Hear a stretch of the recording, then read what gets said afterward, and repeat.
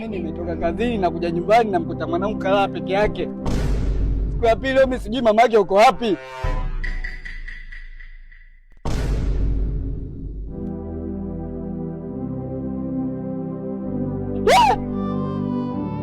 Wewe! Akuna na kurudi. Samana. Ishi hapo. Yaani usisogeze hata hatua moja kuingia ndani kwangu. Kwanza naomba nikuulize unatoka wapi kwanza?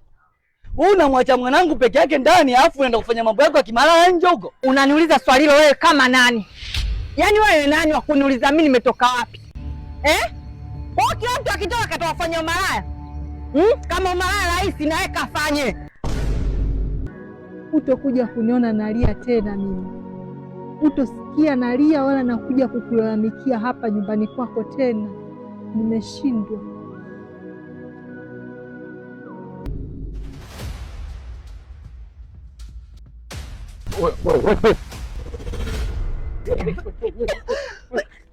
Niwe mbaya mshamba niwe.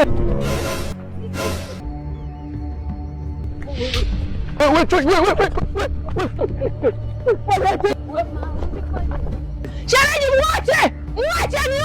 Usisema mimi nanuka! Unaniona hivi wa nini? Nishakuchoka nini wewe? Msigaro! Unataka nini sasa? Mama acha. Tulia.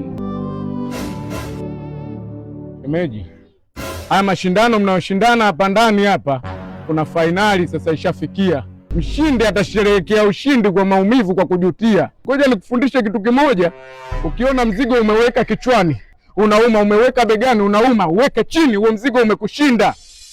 Hapa mkiuana hapa, atakayekufa ataitwa marehemu, ambaye watu wanalia vilio wanasema kaonewa. Alafu wewe utakayeua, wewe utaitwa muuaji, katili, kwa sababu watu hawajui vyanzo vyenu. Ila huu ni moyo wa mwanamke uliochoka.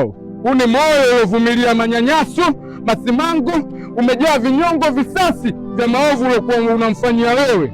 Sisi tunapokasirika tunaamua pale pale, lakini hao wanapokasirika wanalia, wananyamaza, wanaweka moyoni. Siku sasa ukiamua kufanya maamuzi, jua ndo kama hivi. Kuna utofauti gani wa maumivu kati ya mwanamke akikufumania wewe, vikao vinakalika, yanaongeleka, ndoa inarudi. Alafu ukimfumania mkeo, hakuna vikao kwamba ndoa imeisha.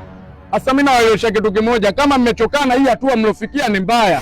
Hii hatua mliofikia ndo matukio yanayotokeaga, kwamba lazima kutatokea ukatili wa kijinsia kwa sababu mnashindana.